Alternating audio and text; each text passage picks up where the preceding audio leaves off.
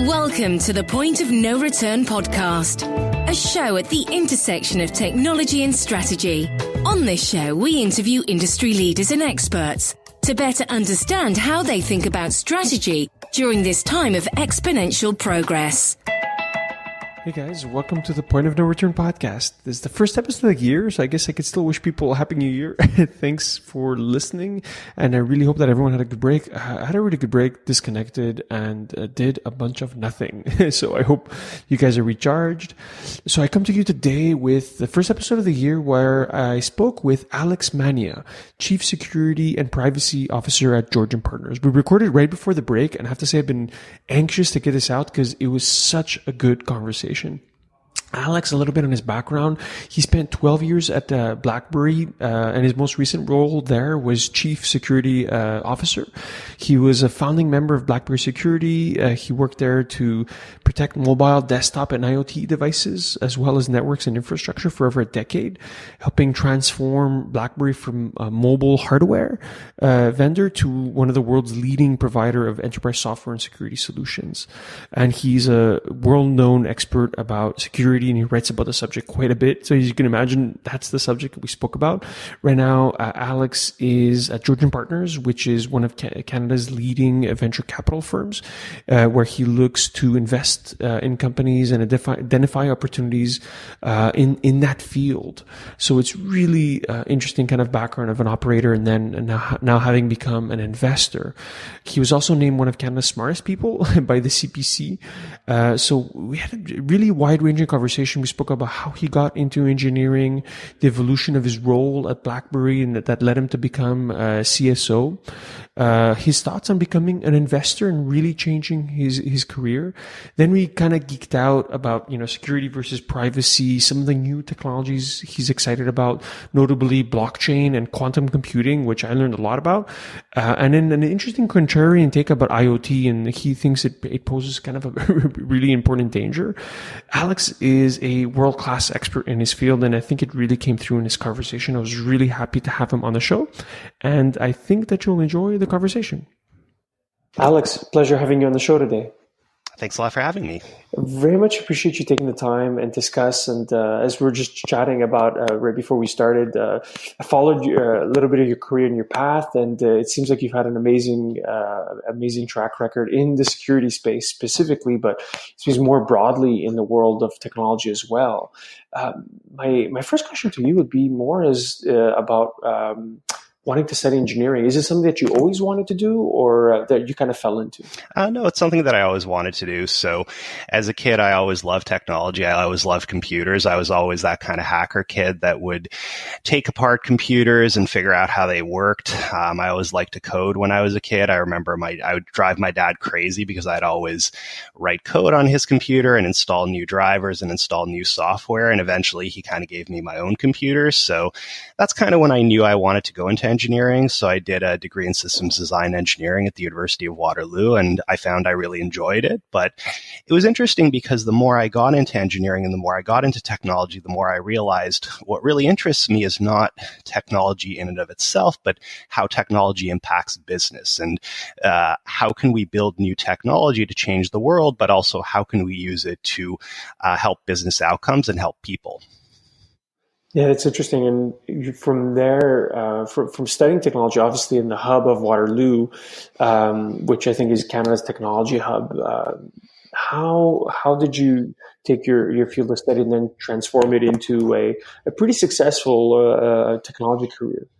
So to be honest, it kind of happened by accident. So when I was at the university, I was doing a number of different co-op terms. So I worked with Canadian Tire as a business analyst. I worked at Bell Canada as a product manager. And so my focus was going more from technology towards business and looking at things like product management.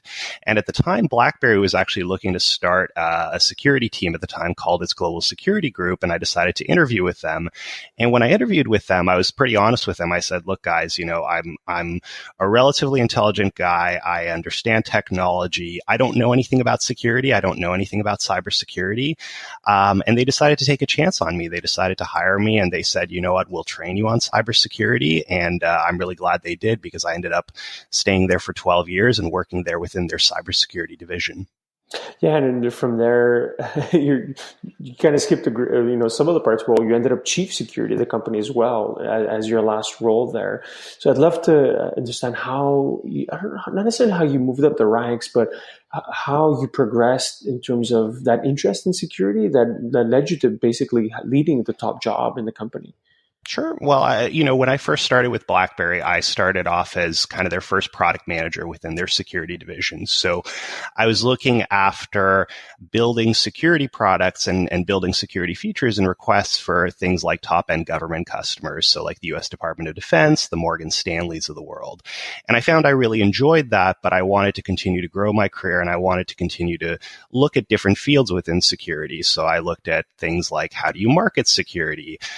What are some leadership positions within security? I also worked very closely with things like the security research group. So kind of our internal hacker group. I worked with our security operations people. And so it was really neat because I had a chance to learn about all sorts of different aspects of cybersecurity, and also the different types of things that different customers want. So if you look at, for instance, large enterprise customers, they're looking at very different things from governments, which and the requirements of governments are very different than, let's say, what my mom wants from cybersecurity. So I was very lucky because I was able to have that really broad view of cybersecurity and watch the cybersecurity market evolve in real time over about 10 years or so.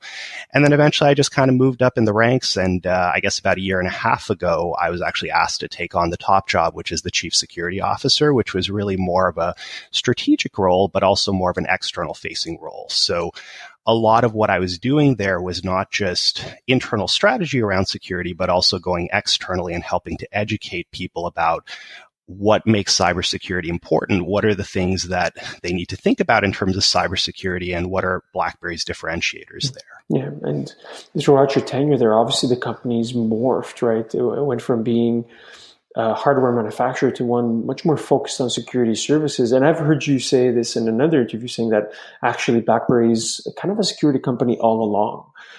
So I'd love to get it from your perspective as to the value that BlackBerry brings from a security perspective. Obviously, given today's day and age, where I think everyone understands, even to your example of your mom, like I think everyone really understands the importance of security, let alone a CSO of a company whose job it is. So curious to see that progression from a philosophical point of view at the company. Yeah, well, what was interesting was when I first started at BlackBerry, security was at least externally seen as a very secondary role. So I remember, I used to have to go even into government clients and have to explain to them why cybersecurity was important and why they would have to think about security on their phones. And today it sounds funny that people wouldn't think about how do you secure your phone within the enterprise. But back then, you have to remember, phones they weren't really mobile app platforms the way they are today. There was no iPhone, there was no Android, there were no app stores back then. So the threat model was very different. And so when people were thinking about security on their phones, they were basically thinking about, well, how do I encrypt my email, and how do I make sure that somebody doesn't intercept my phone calls, which are very legitimate concerns, but they're nowhere near the level of concerns that we have today. So, part of it is we saw the cybersecurity market evolve. But I think the other part of it as well was BlackBerry was really a trailblazer when it came to cybersecurity, because if you look back at the founders of BlackBerry, so kind of Mike Lazaridis and Doug Freegan, they realized that there was a storm coming. They realized that cybersecurity was going to have to be a big part of their solution. And so what they were able to do was actually build in advanced encryption algorithms within the system and build the entire system to be secure from the ground up. And it's interesting how today we're seeing a lot of manufacturers trying to kind of emulate that model, because today cybersecurity is so critical. And today, if you build a product and cybersecurity is not a key part of it, it's not going to do very well in the market, and you're going to have a major data breach at some point. Yeah, it's almost become, I want to say, like table stakes now for for any company, like really down even at the product management level, it needs to be considered as a key priority. How do we protect our data? It seems like every other day there's a news release about some data breach, about some company being quote unquote irresponsible with their data. And I'm sure the devil's in the details as to what exactly transpired, but from even just a pure public relations perspective, you can't allow these things to happen. So it definitely raises the importance of security really at the corporate strategy level for almost every company. I'm not sure if you'd agree with that, but I think you would. Oh, absolutely, 100%. I mean, I think ultimately security has to be a key part of your corporate strategy, and it has to come right from your board of directors, and it has to come right from the CEO. You know, the CSO or the CISO role historically tended to be very much kind of focused on IT, and in a lot of corporations, the CISO even today doesn't report directly to the CEO. And when you have that type of structure where the CISO is kind of put in their own box and asked to independently create security and independently prioritize security, it's not going to be as effective as when the CEO and the board level has that level of visibility.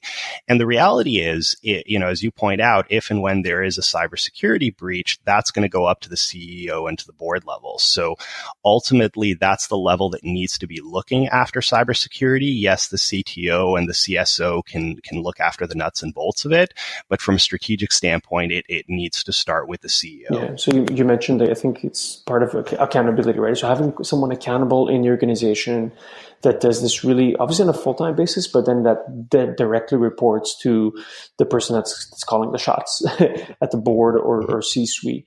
Are there any other recommendations when you're talking to public or to private organizations that that they need to look after?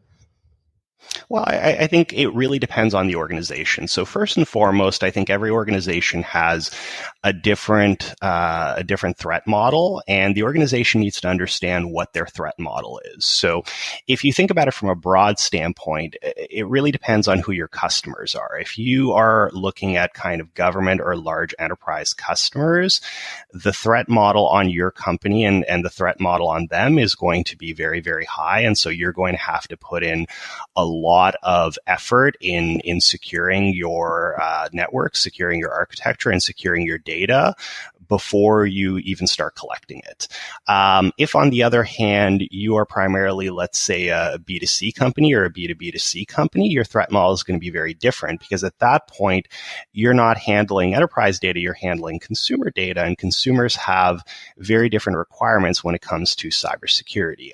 Typically, when consumers think about security, they think of it in terms of privacy. So, if you look at, let's say, Facebook as an example, when I give my data to Facebook, I expect Facebook to keep that data private, and I expect transparency in terms of how they're using that data, who they're sharing it with. And Facebook specifically obviously has faced some challenges lately in terms of some revelations around things that they haven't been doing great when it comes to protecting consumer privacy. And I think you can see kind of the direct impact there in terms of its user engagement, but also in terms of its bottom line and its stock price. And what is that trade-off between security and privacy, right? Like there's obviously, I see them kind of along the same spectrum, but obviously at different ends. Like if I take a simple example of Google Maps, like if you don't want to be sharing your location and remain entirely private, well, then you won't have access to, the tool and the directions, right? So how do you see that as a trade-off?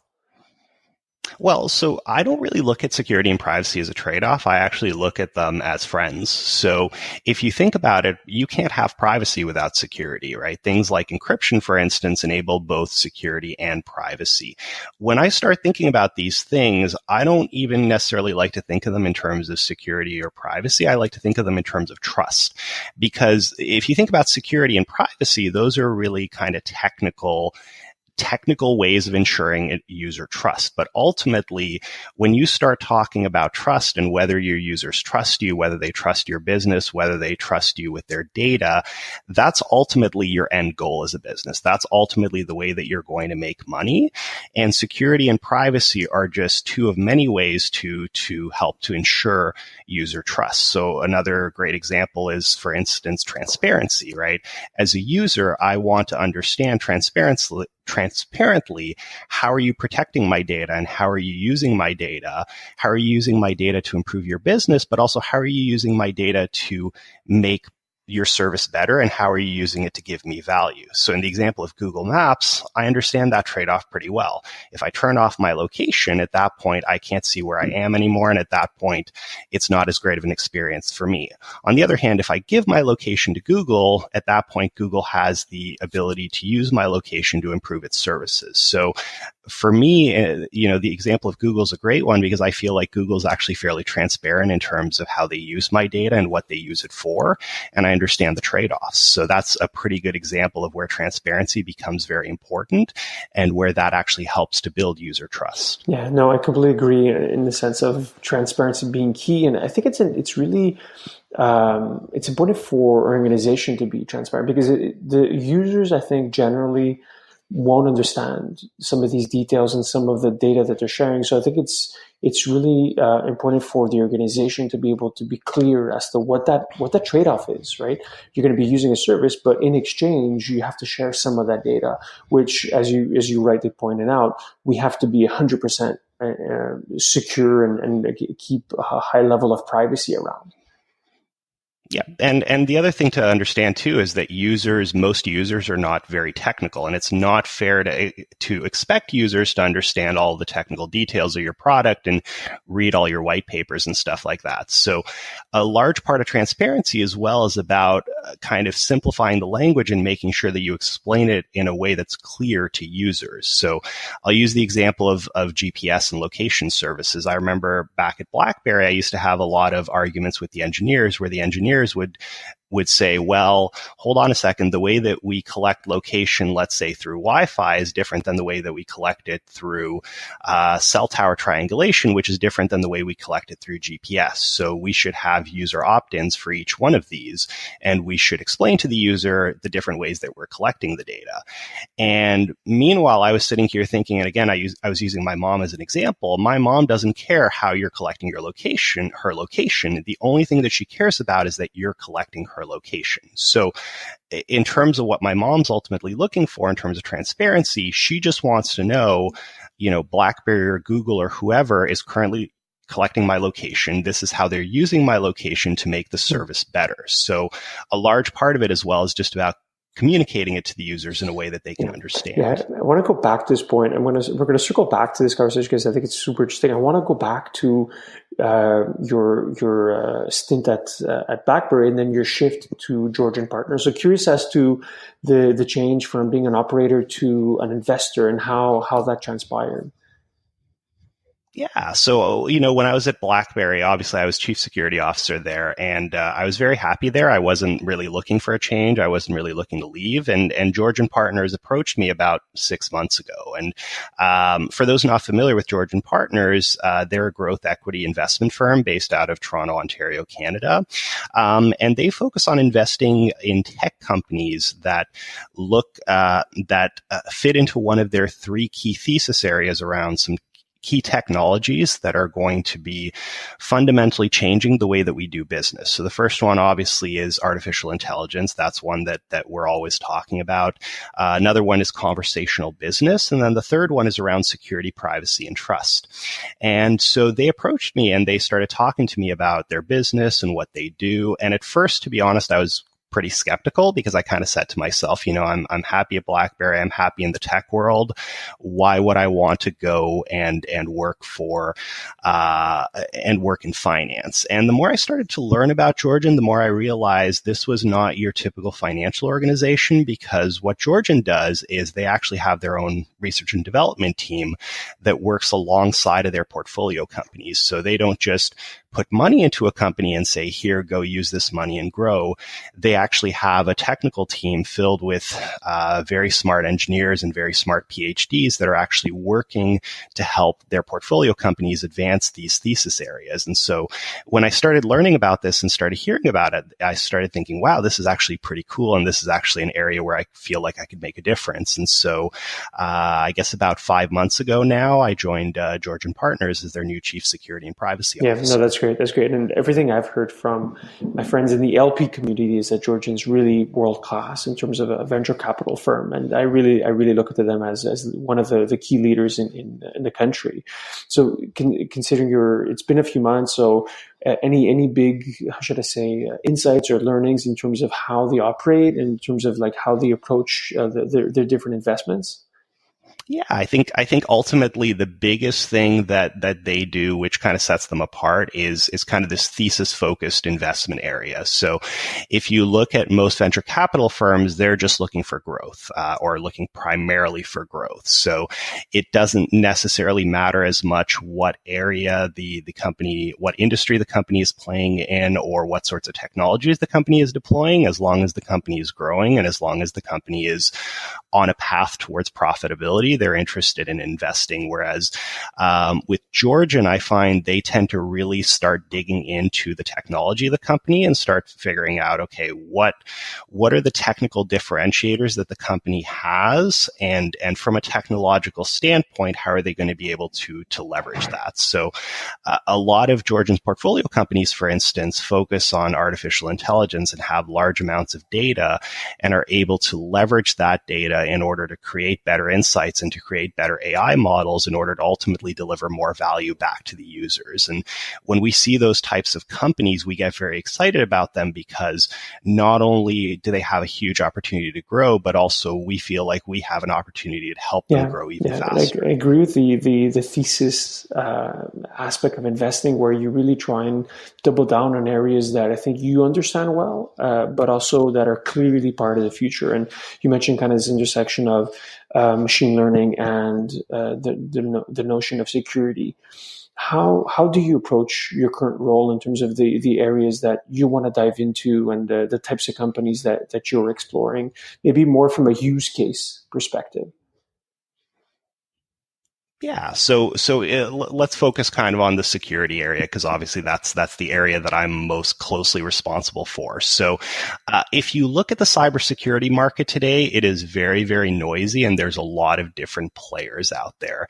As an enterprise, for instance, I might be deploying 5, 10, 15 different point solutions. I might have an antivirus provider. I might have a firewall vendor. I might have a threat analysis vendor. And so what we focus on is what are the areas that are most important right now to enterprises? What are the key areas that we think that enterprises need the most? What are some companies that are doing cool things around that? But also, what are some technologies in the future that are going to fundamentally change cybersecurity? So, for instance, we tend to get very excited when we see companies doing cool things around AI and cybersecurity. So how do you leverage that big data set that you have, and how do you leverage AI in order to improve your threat detection and in order to improve your overall cybersecurity operations? The other thing we're starting to look at is what are some emerging technologies that are going to help companies take the next step in cybersecurity. So we're looking at things like blockchain, for instance. We're looking at how does IoT, for instance, change the threat landscape of cybersecurity?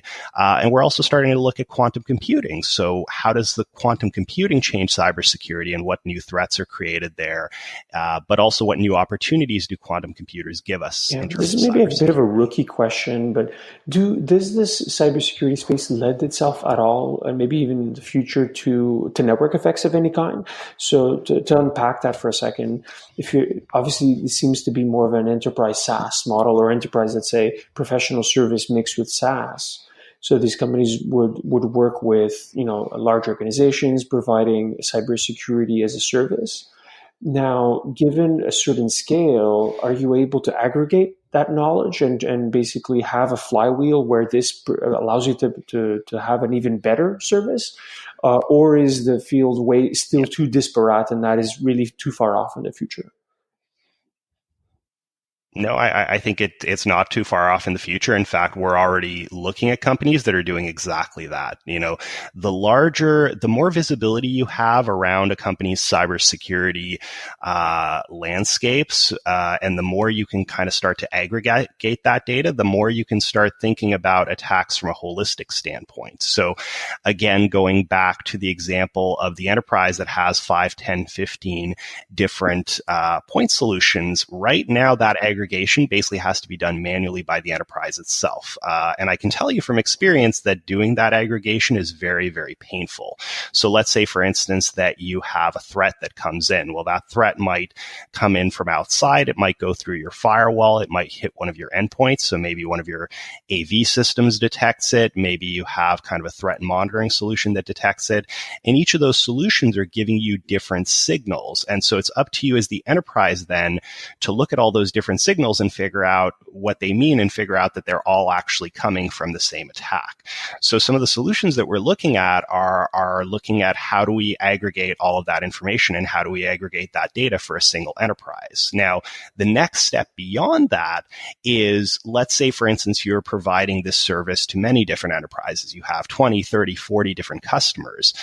What you're going to start seeing is the same types of threats hitting many different enterprises. And so when one of these threats hits one of your customers, you can immediately use that information to protect all of your other customers. Now, the big challenge that we see with a lot of companies is around data rights. So enterprises tend to be very, very careful around giving other companies the rights to use their data and to aggregate their data. And typically their biggest concern is around privacy. So let's say, for instance, that I'm company A and company B is my competitor, and we're both using the same threat detection solution. I don't necessarily want company B knowing that I have a certain type of vulnerability or a certain type of virus or a certain type of attack that's targeting me. And so we're looking at some new technologies there, things like differential privacy, for instance, that can help us take all of that data and aggregate it in a way that's still useful and that where we're still able to analyze it without necessarily giving away the information and giving away specific private information from one enterprise to another. So in essence, anonymizing that data before you're able to aggregate it and then take advantage of it. Exactly. So for those not familiar with differential privacy, essentially what you're doing is you are taking data from different people and you are sprinkling in random information within it. And so what that does is it helps the data maintain its fundamental statistical properties while at the same time ensuring that each of the individual users has privacy, because once you've sprinkled in that random data, once you've sprinkled in that random information, you can't then reverse engineer that data. You can't trace it back to an individual user. You also mentioned blockchain, which I find interesting. How does a cryptographically secure exchange potentially help with cybersecurity? Well, I think with blockchain's a very interesting one because blockchain has many really cool security properties. Probably the most important security property of blockchain is just the fact that it's distributed and it doesn't have a single point of failure. And so, you talk about network effects in cybersecurity, you could argue that blockchain actually has one of the strongest network effects because the larger the blockchain is, the more difficult it is to actually compromise the entire blockchain, because as you probably know, you need 51% of the computing power on the blockchain in order to compromise it. So from a cybersecurity standpoint, using blockchains is very neat because then you don't have a single point of failure. Now, the challenge with blockchain these days is what are some cool applications of blockchain and what are some real world applications? And I like to joke that in many ways, blockchain is a solution looking for a problem. The only problem that blockchain really solves these days is the double spending problem online, which is ultimately about Bitcoin. But we're seeing a lot of different types of companies experimenting with blockchains. For instance, companies in the public sector looking at how to use it to do smart contracts, how to use it to do merit marriage certificates, death certificates, passports, things like that. Obviously, a lot of companies in the financial sector are experimenting with blockchain. And, ultimately, the way I look at blockchain is that it's going to be a very important fundamental technology in the long run. I don't know if it's necessarily a huge disruptive technology today, but I think blockchain ultimately has a huge amount of potential to revolutionize the way we do not only cybersecurity, but also the way that we do all sorts of online transactions. And so we're definitely keeping a close eye on that. I agree that it's still a bit nascent, but the potential applications are almost limitless, but at least on the surface, very interesting. And Alex, I'd like to maybe also, since we're talking about new technologies, which are the other ones that you're keeping your eye on that you find are interesting to explore? Well, so the other new technology that we're really kind of starting to explore right now is really around quantum technologies. So, for those not familiar with quantum computing, these are new types of computers that essentially have the potential to be exponentially faster than traditional computers because they're based on quantum technologies, which are much tougher to control than traditional bits and bytes, but at the same time, they're much more powerful if and when we're able to control them. And so within the next 5, 10, 15 years, the expectation is that quantum computers will overtake traditional computers in terms of their computing power. Now, this has both positive and negative implications. Obviously, there's a lot of positive implications in a lot of industries. When you look at any type of industry where computing power is currently a limitation, so, even fields like artificial intelligence, for instance, mathematics, quantum computing is going to revolutionize these industries. But at the same time, there's going to be a lot of challenges there around fields like security. So if you look at pretty much all cybersecurity these days, all encryption at least, it's all based on the assumption that my computer has limited power and my computer cannot brute force somebody's encryption key within a reasonable time frame. Well, reasonable time frame, let's define it as, let's say, a few days to a few weeks.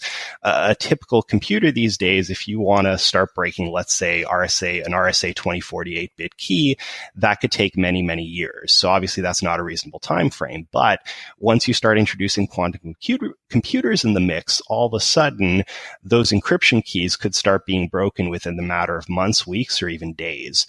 And so one of the other things we're starting to look at is what are some neat technologies and some companies doing neat technologies around protecting cybersecurity in a post-quantum age. Yeah, it seems that it's still so early days in the industry that there's so many different ways to kind of approach it still. Are there any aspects or technologies that you find are misunderstood or underappreciated today? Obviously, I think something that's widely kind of shared today, and like it's in the news, you mentioned Facebook. Every day there's a story about some kind of privacy issue. Are there aspects that you think should be garnering more attention? Well, I think one of the biggest challenges that I see in the field of privacy is just the lack of information and the lack of transparency out there. One of the big things that I encourage all of our companies to do is publish as much information as possible about their security systems. And, it's funny because there's kind of this old school mindset in the industry where it's like, oh, well, if you know how my security works, then you know how to break it. And the reality is that that's an old school mindset called security through obscurity, and it's been proven over and over that it doesn't work. If you try to hide the way that you've secured the systems, and if you don't provide transparency, ultimately hackers aren't stupid. They're eventually going to figure out how to break it. And so the best way to actually ensure security, ironically enough, is to talk about it and to publish it and to let people take a run at your system. I think that's another big kind of misunderstanding is most enterprises these days are still scared of hackers. They still think of hackers as being, those scary guys that I see on TV that are, sitting in their mom's basement and trying to break the internet or whatever. And the reality is that the majority of hackers are actually fairly nice human beings. They're what are called white hat hackers. So they are ultimately not looking to break the internet or break your enterprise. They're ultimately looking to find vulnerabilities and to help you fix it. And one of the things that I think made us very effective in security at BlackBerry is we actually engaged with the hacker community and we worked directly with them. In fact, we had our own hacking team internally we called the Security Research Group. And what they did was they actually hacked our products the way that external hackers would. And they did a great job of finding these vulnerabilities before external hackers did. So I think ultimately the industry needs to change its mindset and start looking at hackers, at least at white hat hackers, as allies rather than enemies. Yeah. And I think it's becoming more commonplace as well to have like a bounty hunting program as well. So being able to go out and actively try and find vulnerabilities and faults, but in order to repair them and patch them. I think that's becoming more commonplace. And I think there's a few interesting startups in that space that are emerging as well. I want to go back to something I forgot to ask you this question about quantum computing. It's something I think I barely understand. And obviously I try and read up and understand qubits and so on. How far away are we, in your estimation, from being able to have a reliable quantum computer? So I don't think anyone knows the answer to that for sure. And I can kind of give you a little bit of context and background on why that is. So if you think about the way that quantum computing works and the way the qubits work, it's ultimately done using subatomic particles. If you look at the rules of the world today and kind of the standard rules of physics that you learn in school, those all apply to the macro level and those all apply to kind of the macro world. And so there's certain rules out there, like for instance, being able to only be in one state at one point. So I can either be alive or dead. I can't be alive and dead at the same time. Once you start getting into the subatomic space, you start getting into really funny and interesting things like Schrodinger's cat, where you have, so Schrodinger's cat obviously is a thought experiment where you have a cat that's in a box and it's both alive and dead at the same time. This is actually a quantum concept called superposition.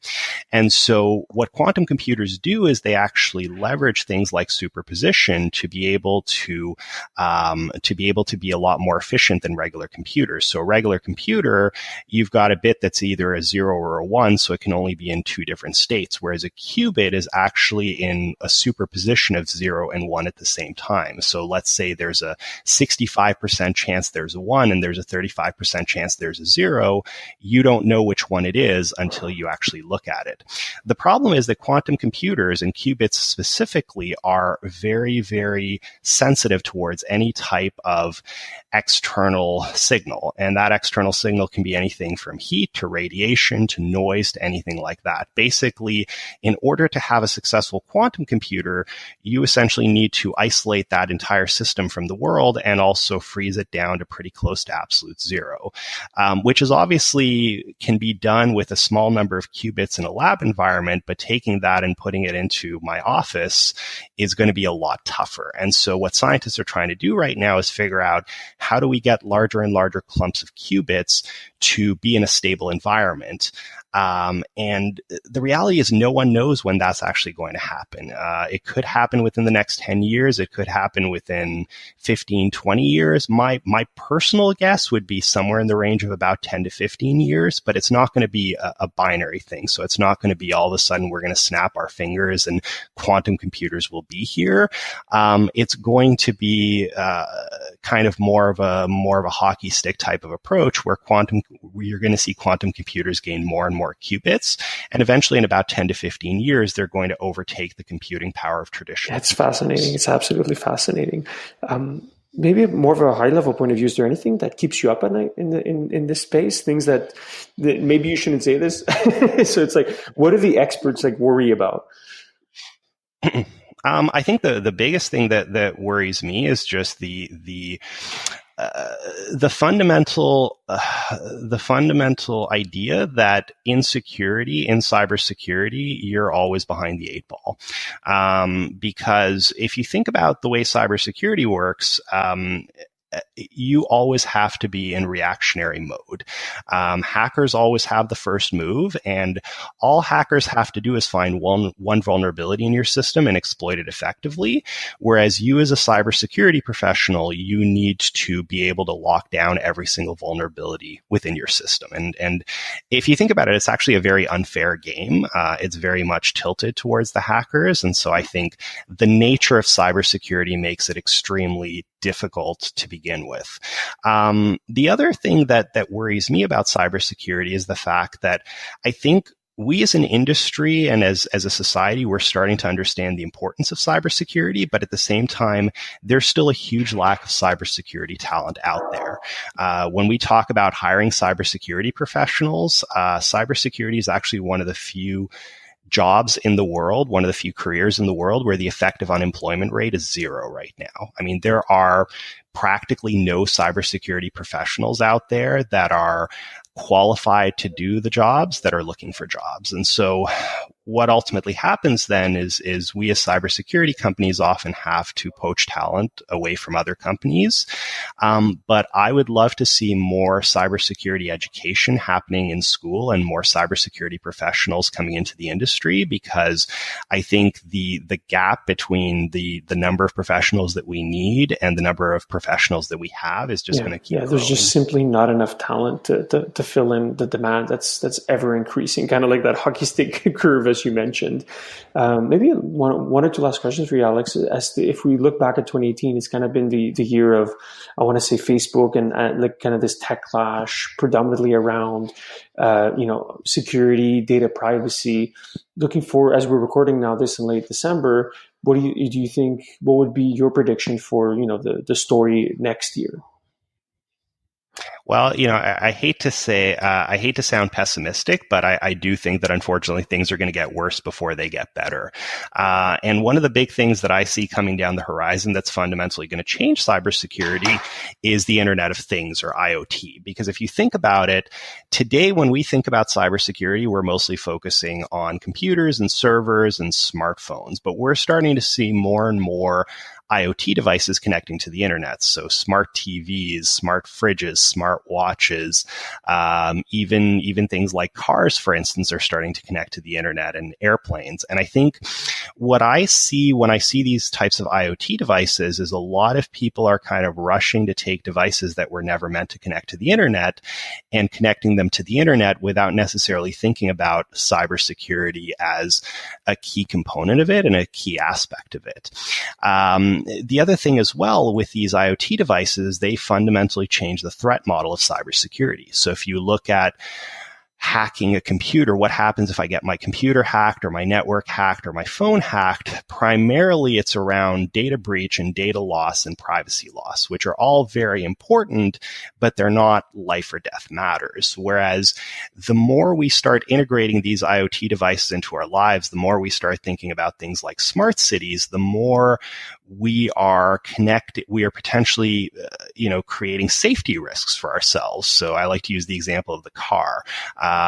If my phone gets hacked, obviously I'm worried about my data. If my car gets hacked, my data is actually the least of my concerns. I'm worried about my personal safety and the safety of people around me. So I do think that the IoT space is definitely a big emerging one. And I think that from a cybersecurity standpoint, it changes the threat model. And I think we need to do a much better job of securing these devices if we're going to continue to succeed in terms of the deployment of IoT. Yeah, I agree with you on that. It's recently buying new home appliances, and like they all not come with like Wi-Fi. And I think there's going to be a point in time where it'll just be the default, like just how it's probably more expensive today. If you wanted to buy a microwave that doesn't have like a little digital clock, will probably be more expensive to buy a device that's not connected to the internet in the future. These things will just come out of the box.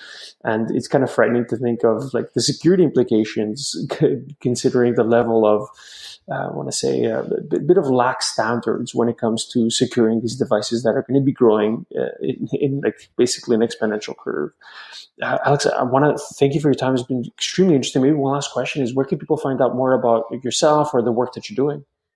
Sure. So if people want to find out more about Georgian Partners, take a look at our website, georgianpartners.com. You'll be able to see all of our different thesis areas. You'll be able to see our portfolio companies. If anybody wants to reach out to me directly, you're welcome to kind of reach out over LinkedIn.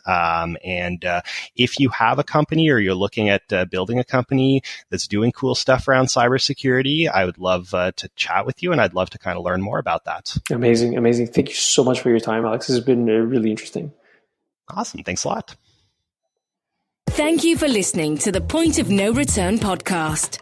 Never miss an episode by clicking on the subscribe button on iTunes or Google Play.